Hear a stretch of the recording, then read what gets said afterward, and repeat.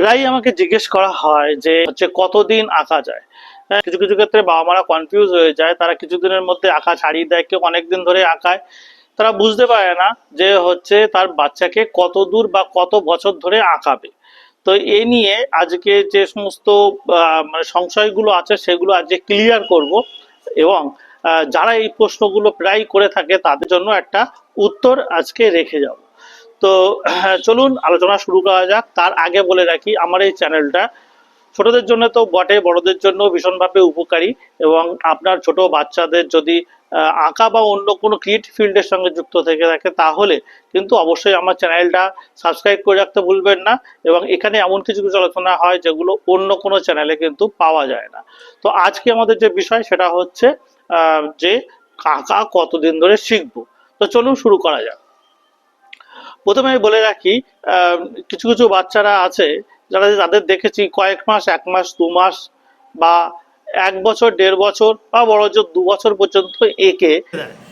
হ্যাঁ, তো তাদের ক্ষেত্রে প্রথমে বলে রাখি, তাদের বাবা মাদের, আপনার সন্তানের ক্রিয়েটিভ ওয়ার্ল্ডে কোনো ফিউচার নেই। এটা খুবই কঠোর লাগলেও এটাই হচ্ছে সত্যি। যে আঁকা কেন, কোনো ক্রিয়েটিভ ওয়ার্ল্ডেই তার কোনো ফিউচার নেই। সে যদি কোনো কিছুতে ঢুকে 1-2 বছরের মধ্যে ছেড়ে দেয় বা কয়েক মাস করে ছেড়ে দেয়, সেক্ষেত্রে আপনার সন্তানের ক্রিয়েটিভ ওয়ার্ল্ডে কোনো ফিউচার নেই। এটা একদম ক্লিয়ার কাট কথা। তা কেন? তার কারণ হচ্ছে আপনার কোনো রকম ধৈর্য নেই। তো আপনার সন্তানের থাকবে কি করে? হ্যাঁ, এই যে জিনিসটা ক্রিয়েটিভ ওয়ার্ল্ডে কাজ করা, যে জিনিসটা সেটা হচ্ছে অনেক দিন ঘষার পরে গিয়ে একটা নিজের হাত বা নিজের একটা স্কিল তৈরি হয়, যেগুলো আপনি পরবর্তীকালে বিভিন্ন কাজে লাগাতে পারেন। আমি আঁকা শেখাই, আঁকার ক্ষেত্রে বলতে পারি ক্রিয়েটিভ ওয়ার্ল্ডে মানে যদি আপনার একটা দক্ষতা থেকে থাকে তাহলে বিভিন্ন দিকে তাকে কাজে লাগানো যায়।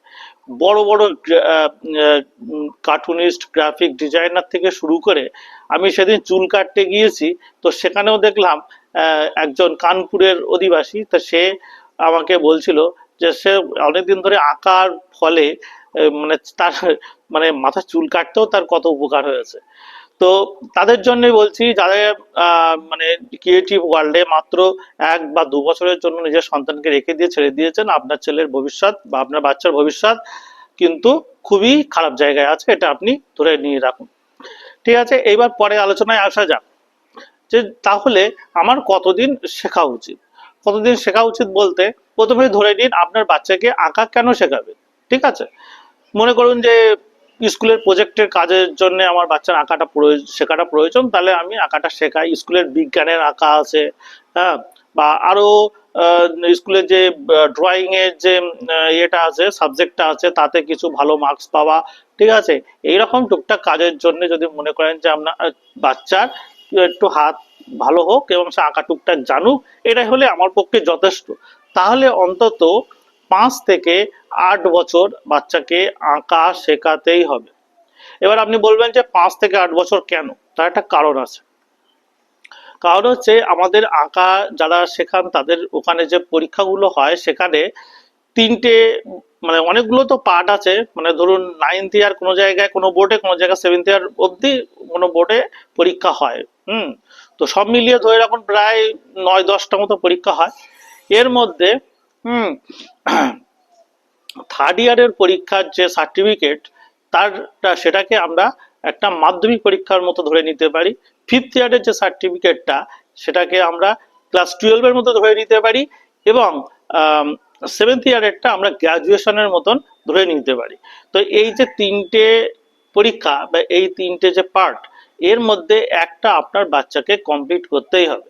সেই জন্য মিনিমাম আপনাকে 3rd ইয়ারের একটা সার্টিফিকেট তার জোগাড় করা প্রয়োজন, যেটা পরবর্তীকালে মানে বিভিন্ন সরকারি পরীক্ষায় বা বিভিন্ন কোয়ালিফিকেশনে অন্তত সেটা শো করা যায় যে আমার বাচ্চা 3rd ইয়ার অবধি সে ড্রয়িংটা বা হচ্ছে নাচ গান এইটুকখানি অন্তত জানে।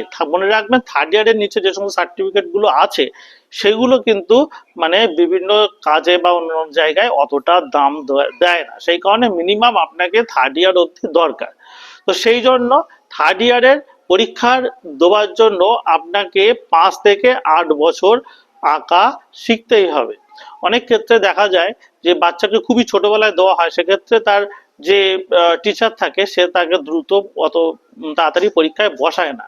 তো সেক্ষেত্রে একটু দেরি হতে পারে, যে কারণে আমি 8 বছর বললাম। মোটামুটি যদি আপনার প্রথম বছর থেকে আপনার বাচ্চা পরীক্ষা দেয়, তাহলে ধরে রাখুন 5 থেকে 6 বছরের মধ্যে তার থার্ড ইয়ার মোটামুটি কমপ্লিট হয়ে যাবার কথা। এটা আমি মোটামুটি হিসেবে ধরে নিলাম। তো মোটামুটি 5 থেকে 8 বছর না হলে আপনার আঁকা শেখানোটার বাচ্চার কোনো গুরুত্ব থাকবে না, এটা ধরে নিন। যদি সে 5 থেকে 8 বছর আঁকা শেখে, তাহলে পরবর্তীকালেও সে যদি অল্প স্বল্প প্র্যাকটিসও করে, তবু তার হাতের স্কিলটা কিছুটা হলেও ধরে থাকবে। হ্যাঁ, কিন্তু আপনার যদি বাচ্চাকে 1 থেকে 2 বছর শিখে মনে করেন যথেষ্ট হয়ে গেছে, তাহলে মনে রাখবেন আপনার যে এতদিন ধরে যে আঁকা শেখানোর পিছনে যা খরচা করেছিলেন বা নাচ বা গান শেখানোর পিছনে, সেই টাকাটা পুরোপুরিভাবে জলে গেল, সেই টাকাটা পুরোপুরিভাবে শেষ। কেননা পরবর্তী সময়ে সে আর পারবে না, হ্যাঁ, সে আর তার পক্ষে আর সেই জায়গাটায় যাওয়া কিন্তু সম্ভব হবে না। তো আগে থেকেই বলে রাখি যে আঁকা শেখানোর জন্য মিনিমাম 6 থেকে 8 বছর দরকার। এইবার তাদের জন্য আসছে যারা মনে করে যে আমার বাচ্চা ক্রিয়েটিভ ওয়ার্ল্ডে একটা ভালো নাম করুক, সে আর্টিস্ট হোক বা গ্রাফিক ডিজাইনার হোক বা যা কিছু হোক না কেন, সে ক্রিয়েটিভ ওয়ার্ল্ডে তার একটা নাম হোক, এবং এটা তার একটা কেরিয়ার অপশন হিসেবেও থাকুক, সে ক্রিয়েটিভ ভাবে একটা কাজ করতে চায়। তো সেক্ষেত্রে আপনাকে কিন্তু মানে আঁকাকে মানে সারা জীবন শিখে যেতে হবে। তাদের ক্ষেত্রে বলি 7th ইয়ার বা 9th ইয়ার অবধিই নয়, আঁকা ছেড়ে দেওয়ার পরেও আর্ট কলেজ আছে বা অন্যান্য জায়গায় আছে, যেখান থেকে খুশি, ইন্টারনেট হোক, যেখান থেকে খুশি, আর তোমাকে ক্রমাগত শিখে যেতেই হবে। এমনকি তুমি যদি ড্রয়িং টিচার হয়ে যাও, তাও তোমাকে ক্রমাগত শিখতে হবে। প্রতিদিন আঁকার ধরন চেঞ্জ হচ্ছে, এক একজন এক এক রকম স্টাইল নিয়ে আসছে, সব কিছুর সঙ্গে তোমাকে আপডেট থাকতে হবে, ঠিক আছে? তো আঁকার শেষ নেই, যদি তোমরা কেরিয়ার হিসেবে যেটাকে নিতে চাও, তাহলে কিন্তু মানে ক্রমাগত শিখেই চলতে হবে। তো আজকে আমরা মোটামুটি জানতে পারলাম যে আঁকা কতদিন বা কতটা শেখা উচিত।